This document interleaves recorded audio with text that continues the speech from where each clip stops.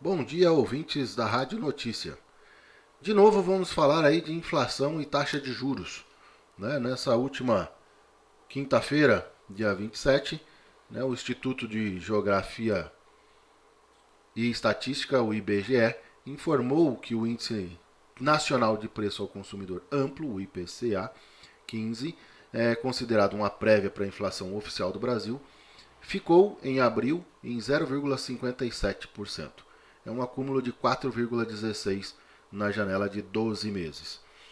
A inflação, segundo o presidente do Banco do Campos Neto, abre aspas, a inflação de curto prazo tem caído, mas muito lentamente, e os núcleos que desconsideram fatores temporários continuam altos. Esse último número que saiu ficou um pouco acima. Fecha aspas. Essa é a frase de Campos Neto. Ou seja, mostrando que mesmo o que a imprensa tem falado, o governo tem sinalizado de que a inflação está caindo, a inflação ainda continua mostrando sinais de aceleração, descontando sazonalidades. Contando, por exemplo, tem agora o período de seca onde o preço do leite sobe.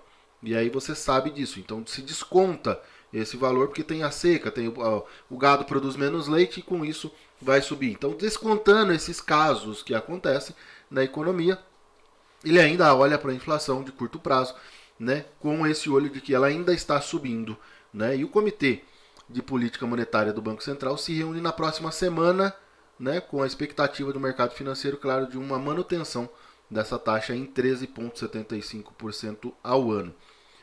O Fernando Haddad disse: se a economia seguir desacelerando em razão dos juros, haverá problemas na arrecadação.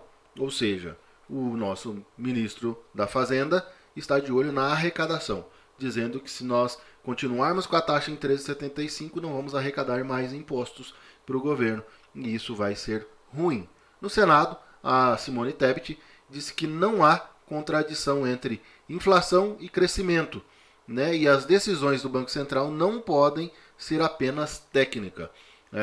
Todo político, parece que a Simone Tebet e o Fernando Haddad e o presidente presidente Lula, eles estão querendo que a taxa de juros fique alta como no governo Fernando Henrique, depois que a gente tiver uma inflação descontrolada, um crescimento descontrolado e que as coisas saiam dos patamares. Então, o que se pede, a classe política pede, que não seja técnico, seja política. E aí, causando uma redução mentirosa, vamos dizer assim, uma redução falsa da taxa de juros, fazendo com que a inflação volte a crescer, e depois que a inflação estiver alta, aí a gente sobe a taxa de juros para tentar segurar. Ou seja, não está querendo fazer com que nós melhoremos, e sim que andemos para trás para depois tentar avançar no controle da inflação. Então, piorar o poder de compra do pobre, piorar o poder de compra das pessoas que precisam, piorar a condição de viver melhor das pessoas. Isso parece que os políticos querem, que os preços subam e que com isso as pessoas possam comer menos.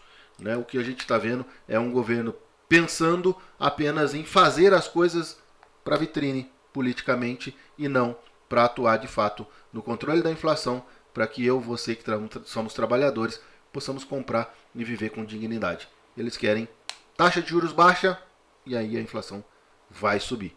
O presidente do Banco Central sabe disso e provavelmente vai manter a taxa de juros em 13,75. Este é o meu comentário de hoje. Eu sou Rogério Araújo da Roar Educacional. E se você quer saber mais sobre como investir o seu dinheiro, como aplicar o teu dinheiro para render mais, Roar Educacional no YouTube ou rogerioaraújo.com.br.